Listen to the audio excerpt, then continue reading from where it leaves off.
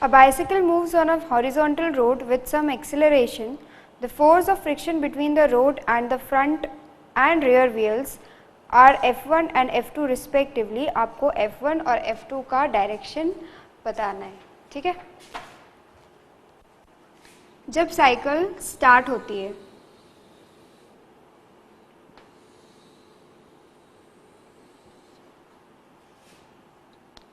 this front wheel and this one is rear wheel.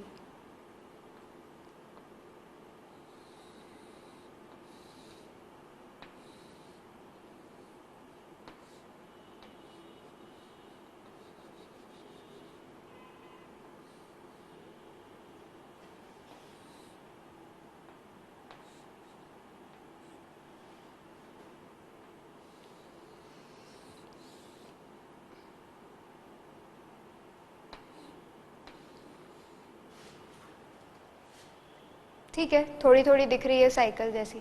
अब जैसे ही हमने साइकिल चलाना स्टार्ट किया, साइकिल चलाना स्टार्ट कैसे करते हैं, पैडल मार के, ठीक है। तो हमने पैडल मारना स्टार्ट किया, पैडल मारना स्टार्ट किया तो क्या होगा, यहाँ पे ये जो सर्कुलर डिस्क होती है ये रोटेट करना स्टार्ट कर देती है। इसका जब ये रोटेट करना स्टार्ट करती है तो इसके रोटेट करने की वजह से ये जो चेन है ये भी रोटेट करना स्टार्ट करती है, ultimately leading this disc to rotate, ultimately leading the rear disc to rotate. इस डिस्क के रोटेट होने की वजह से टॉर्क प्रोड्यूस होता है, जिसकी वजह से जो रियर व्हील है वो रोटेट करना स्टार्ट कर देता है, ठीक है। तो पैडल मारने के बाद एक्चुअली क्या होता है कि जो रियर व्हील है, पीछे वाला चक्का, वो रोटेट करना स्टार्ट कर देता है क्लॉकवाइज डायरेक्शन में, ठीक है। अब फ्रिक्शन का काम क्या होता है, फ्रिक्शन का काम होता है to oppose the relative motion. Friction actually क्या करता है, रिलेटिव मोशन को अपोज करता है। तो ये वाला पार्ट देखो, the part look at the point of contact, look at the part जहाँ पे ये जो व्हील है ये ग्राउंड के साथ कॉन्टैक्ट में है, ठीक है। तो ये जो पार्ट है, इस पार्ट की टेंडेंसी क्या होगी, पीछे की तरफ जाने की होगी, पीछे की तरफ ट्रांसलेट करने की टेंडेंसी होगी। ये रोटेट कर रहा है, ये पॉइंट नीचे आ रहा है, ये पॉइंट आगे जा रहा है, ये पॉइंट पीछे आ रहा है, ये पॉइंट ऊपर जा रहा है। तो इस तरीके से इसकी, सपोज ये कुछ ओमेगा से रोटेट कर रहा है तो ओमेगा आर से, ये ओमेगा आर वेलोसिटी से इसकी टेंडेंसी होगी आगे की तरफ आने की, पीछे की तरफ जाने की, पीछे की तरफ ट्रांसलेट करने की। तो ग्राउंड क्या करेगा, इसे अपोज करेगा और इसे फ्रिक्शन आगे की तरफ लगाएगा, विच इज F2। तो F2 फ्रिक्शन कहाँ लगेगा, फॉरवर्ड डायरेक्शन में। Now for the second part, जब हम इसकी बात करते हैं तो ओवरऑल अभी साइकिल में पहले हमने पैडल मारना स्टार्ट किया, पैडल मारने स्टार्ट करने के कारण ये जो व्हील है ये रोटेट करना स्टार्ट किया और इसे अपोज करने के लिए ग्राउंड ने फ्रिक्शन लगाया जो फॉरवर्ड डायरेक्शन में लग रहा है। तो एक्सटर्नल फोर्स अभी साइकिल में कितना एक्सटर्नल फोर्स है, सिर्फ एक ही एक्सटर्नल फोर्स है, फ्रिक्शन, जो कि उसे फॉरवर्ड पुश कर रहा है। तो अगर ये फोर्स इसे फॉरवर्ड पुश कर रहा है तो इस साइकिल को भी, इस फ्रंट व्हील को भी ये फोर्स फॉरवर्ड पुश करेगा, इसके हर पार्ट को ये फोर्स फॉरवर्ड पुश करने की कोशिश करेगा, इस पार्ट को भी फॉरवर्ड पुश करने की फोर्स करेगा। मतलब कि इस पार्ट की जो टेंडेंसी है वो क्या होगी, आगे की तरफ जाने की। तो इसे फ्रिक्शन बैकवर्ड डायरेक्शन में लगेगा, F1। तो F1 acts in backward direction and F2 acts in forward direction. Clear? Question number 13. In the figure, the ball A is released from rest when the spring is at its natural, that is unstretched length. For the block B of mass capital M to leave contact with the ground at some stage, the minimum mass of A must be how much? So,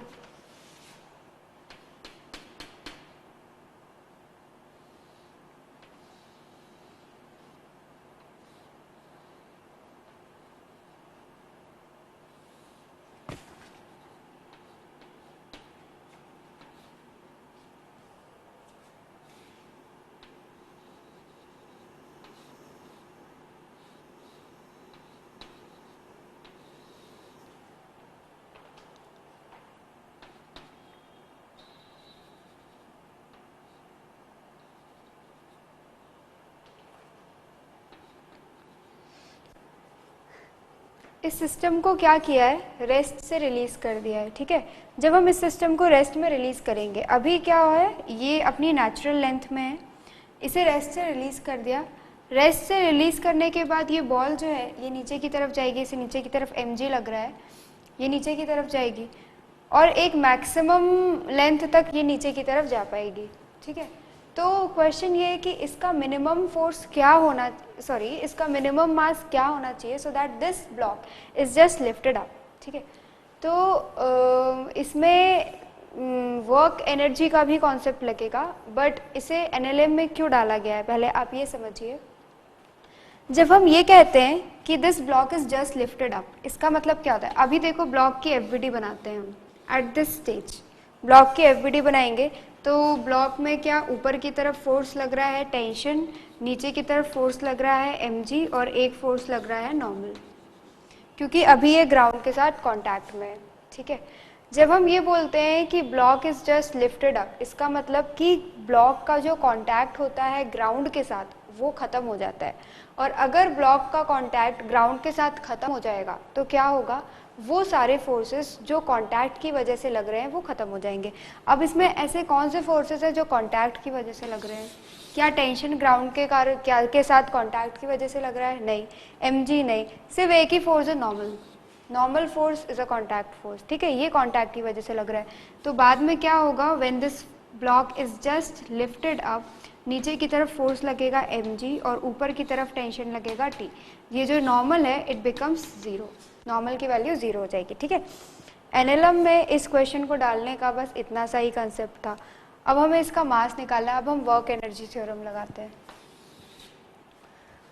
suppose अभी unstretched length में है, ठीक है, जैसे ये release हुआ तो suppose ये x लेंथ नीचे आया, ये x लेंथ नीचे आया ये मास, तो ये जो स्प्रिंग है ये भी x लेंथ ऊपर की तरफ क्या करेगी, स्ट्रेच हो जाएगी, x लेंथ ऊपर की तरफ स्ट्रेच हो जाएगी। तो वर्क एनर्जी थ्योरम लगाते हैं हम। तो इनिशियल काइनेटिक एनर्जी, सारे फोर्सेस कंजर्वेटिव हैं, कोई भी नॉन कंजर्वेटिव फोर्स नहीं है, तो initial kinetic energy plus initial potential energy will be equal to final kinetic energy plus final potential energy, ठीक है। हम ये मान लेते हैं कि यहाँ पे ब्लॉक की पोटेंशियल एनर्जी ज़ीरो, यहाँ पे हम ज़ीरो हाइट कंसिडर कर लेते हैं, तो ये जो हाइट है ये कितनी हो जाएगी x, और यहाँ पे पोटेंशियल एनर्जी अगर ज़ीरो है तो यहाँ पे पोटेंशियल एनर्जी कितनी हो जाएगी, mgx हो जाएगी, ठीक है। तो initially kinetic energy zero, final and potential energy mgx, finally kinetic energy कितनी है, अगेन ज़ीरो, क्योंकि यहाँ पे जब आ रहा है ये ब्लॉक तो ये रेस्ट में रुक जा रहा है, तो फाइनल काइनेटिक एनर्जी ज़ीरो, और स्प्रिंग के कारण काइनेटिक एनर्जी हो जाएगी हाफ के एक्स स्क्वायर, ठीक है। तो mgx is equal to half k x square, x cancel, so m is equal to k x by 2g, m हो जाएगा के एक्स बाय 2g के बराबर, ठीक है। अब एट दैट पॉइंट जब ये स्टॉप हो जाएगा तो उस पर्टिकुलर मोमेंट में इसका एफबीडी क्या होगा, नीचे की तरफ फोर्स लगेगा mg और ऊपर की तरफ फोर्स लगेगा टेंशन, जो कि बराबर होगा के एक्स के, ठीक है, टेंशन के एक्स के बराबर होगा। When that particle will stop, जब ये बॉल स्टॉप हो जाएगी तो ये भी स्टॉप हो जाएगा, नेट फोर्स ज़ीरो हो जाएगा, मतलब mg at that point mg will be equal to kx, so x will be equal to mg by k, x की वैल्यू को यहाँ पे mg by k उठा के रख देंगे तो m आ जाएगा k by 2g into mg by k, k से k कैंसिल, g से g cancel, so m is equal to m by 2, answer will be m by 2, okay. Next is question number 14. Three equal weights A, B, C of masses 2 kg each are hanging on a string passing over a fixed pulley which is frictionless as shown in the figure. The tension in the string connecting weight B and C is.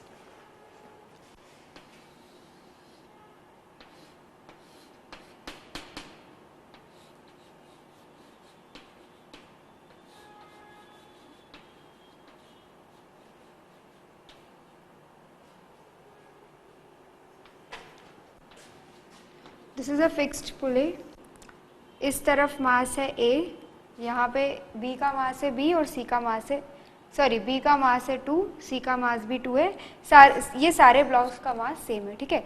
इस system को rest से release किया गया है, तो किस तरफ ज़्यादा भार है, इस तरफ ज़्यादा मास है या इस तरफ ज़्यादा वेट है, इस तरफ है, तो ये नीचे की तरफ A एक्सेलरेशन से एक्सेलरेट होगा and it will go up with the same acceleration A। Visual inspection से हम कॉन्स्टेंट देख सकते हैं, ठीक है। अब इस सिस्टम में कितने स्ट्रिंग्स है, कितने स्ट्रिंग यूज़ हुए, 2 स्ट्रिंग्स यूज़ हुए, एक है ये जिसका टेंशन है T1 और एक है ये जिसका टेंशन है T2, 2 अलग अलग स्ट्रिंग्स का टेंशन अलग अलग होगा, ठीक है। अब हम इसका FBD बनाने वाले हैं, ठीक है। इसका FBD बनाने के लिए आप एक बात बताइए, ये जो B है और ये C है, ये दोनों ब्लॉक क्या सेम एक्सेलरेशन से मूव कर रहे हैं, बिल्कुल सेम एक्सेलरेशन है इनका। तो अगर किसी भी 2 ब्लॉक का एक्सेलरेशन सेम है तो we can make single FBD for them, ठीक है। तो हम इस सिस्टम को इस सिस्टम से रिप्लेस कर सकते हैं। इस तरफ है 2 kg मास और इस तरफ है 4 kg mass. It is going down with some acceleration A and it is going up with the same acceleration A. We'll write the equation. नीचे की तरफ फोर्स लग रहा है 4g और नीचे की तरफ फोर्स लग रहा है 2g. We'll write the equation for this.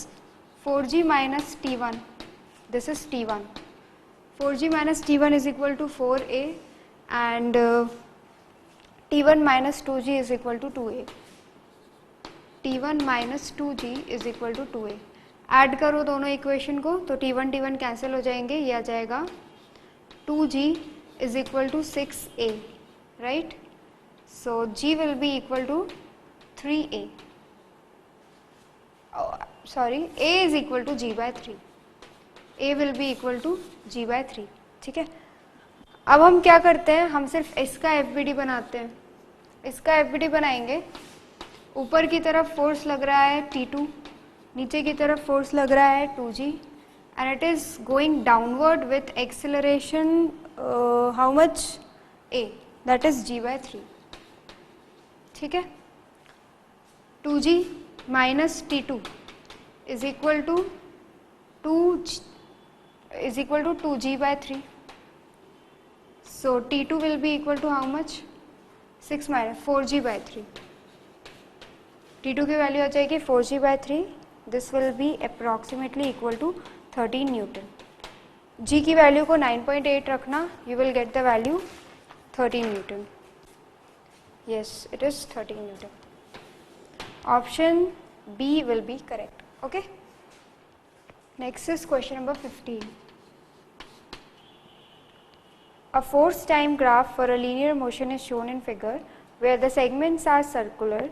The linear momentum gained between 0 and 8 seconds is. So change in momentum, that is delta p or call it dp is equal to f dot dt, ठीक है। हमें change in momentum निकालना है। We need to find the gain between 0 to 8, 0 से लेके 8 second तक we need to find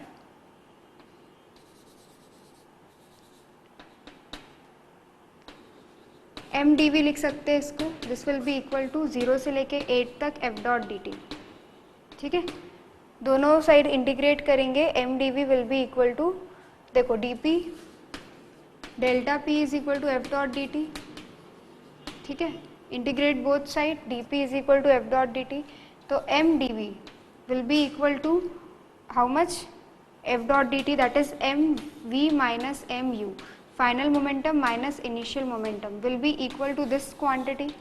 Final momentum minus initial momentum will be equal to how much, gain in momentum. It is basically gain in momentum. This will be equal to this thing. हमें graph दे रखा है,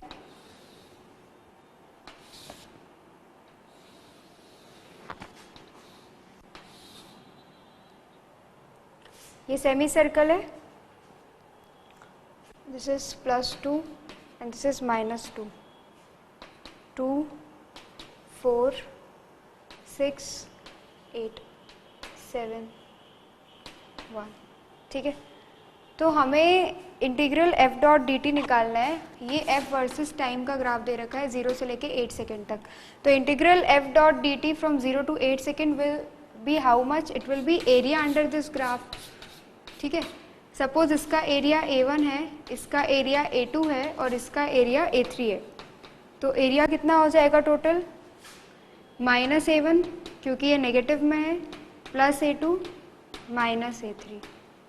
-A1 कितना हो जाएगा, pi r square, pi r square by 4 minus pi r square by 4 plus pi r square by 2 minus pi r square by 4, ठीक है। Where r is radius of the circle and this is equal to 2। Radius इस circle का कितना आ जाएगा, 2 के बराबर आ जाएगा, तो ये वैल्यू कितनी हो जाएगी, 0, मतलब कि gain in momentum will be equal to 0। So answer B is correct. Okay, next is question number 16।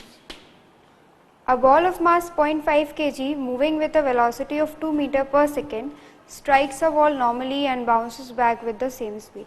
If the time of contact between the ball and the wall is 1 millisecond, the average force exerted by the ball on the wall is. So delta P is equal to F dot dt, ठीक है, F dot delta T, mv minus mu is equal to F dot delta T. Delta T is given to be how much? It is given to be 1 millisecond, that is 10 to the power minus 3 seconds. So F will be equal to, mass is 0.5, final velocity is 2 and initial velocity is minus 2, ठीक है, divided by 10 to the power minus 3. So this will be equal to 4 into 5, 420, 2000 Newton. So option A will be correct. Okay. Question number 17. A uniform chain of length L hangs partly from a table which is kept in equilibrium by friction. The maximum length that can stand without slipping is small l. Then coefficient of friction between the table and the chain is. ये एक table है और एक chain इस तरीके से इसमें रखी हुई है, ठीक है। कुछ इसकी पूरी लेंथ है कैपिटल L, L लेंथ नीचे लटकी हुई है और यहाँ पे जो लेंथ है वो है L माइनस L, ठीक है। तो हमें क्या निकालना है, हमें म्यू की वैल्यू निकालना है सच दैट ये रेस्ट में रहे, ठीक है, सच दैट ये और आगे की तरफ ना जाए। तो हम इस पार्ट को कंसिडर करते हैं एक बार, इस पार्ट को। अगर हम इस पार्ट को कंसिडर करें तो इसे कितने टाइप के फोर्स लग रहे होंगे, ठीक है। ओवरऑल इसे एक फोर्स लग रहा होगा आगे की तरफ, कुछ एक फोर्स इसे आगे की तरफ लग रहा होगा, लेट्स से F1, जो इसे नीचे की तरफ खींच रहा है, ठीक है, मतलब फाइनली ये इसे नीचे की तरफ खींच रहा है, लेकिन स्टिल ये अभी नीचे की तरफ नहीं जा रही है, मतलब एक फोर्स लग रहा होगा इसे बैकवर्ड डायरेक्शन में, जो फ्रिक्शन फोर्स लग रहा होगा। कौन सा फोर्स लगेगा बैकवर्ड डायरेक्शन में, फ्रिक्शन फोर्स। तो क्या हम इसे रिप्लेस कर सकते हैं कि एक ब्लॉक है जिसे आगे की तरफ कुछ टेंशन लग रहा है T और पीछे की तरफ कुछ फोर्स लग रहा है फ्रिक्शन, जिसकी वजह से ये रुका हुआ है ये ब्लॉक, ठीक है। नीचे वाला पार्ट अगर हम देखें तो नीचे वाले पार्ट में भी हम एक ब्लॉक से रिप्लेस कर सकते हैं जिसे ऊपर की तरफ सेम फोर्स लग रहा है, यहाँ पे सेम फोर्स जो इसे इस यहाँ पे जो फोर्स है जो इसे इस डायरेक्शन में खींच रहा है वही इसे ऊपर की डायरेक्शन में खींच रहा है T, और नीचे की तरफ फोर्स लग रहा है M1G, इसको M1 बोलो। इतने मास को हम M1 कहते हैं और इतने मास को हम बोलते हैं M2, ठीक है। तो ये हो जाएगा, नीचे की तरफ फोर्स लगेगा M2G, ऊपर की तरफ फोर्स लगेगा नॉर्मल, इसे नीचे की तरफ M1G और ऊपर की तरफ टेंशन T, ठीक है। इसे बेसिकली हम इस सिचुएशन को इस तरीके से पोर्ट्रे कर सकते हैं कि ये एक स्ट्रिंग से कनेक्टेड है, ये मास है M1 और ये मास है M2 and the system is at rest. तो हमें म्यू की वैल्यू निकालनी है, ठीक है। तो T will be equal to M1G and from here T is equal to friction force F, तो m1g जो है वो f के बराबर होना चाहिए, that is equal to mu n, and mu n will be equal to m2g, that is mu m2g. So mu will be equal to how much, m1 divided by m2. Mu की value होनी चाहिए m1 divided by m2. अब इस suppose पूरे chain का मास है m, ठीक है, और पूरे चेन की लेंथ है l, तो मास पर यूनिट लेंथ कितनी हो जाएगी, m बाय l. तो मास m1 जो है वो कितना हो जाएगा, m by l into length, that is l, and m2 will be equal to m by l into length of m2, l minus l. तो m1 डिवाइडेड बाय m2 कितना हो जाएगा, l divided by l minus l. So this will be the answer. Okay.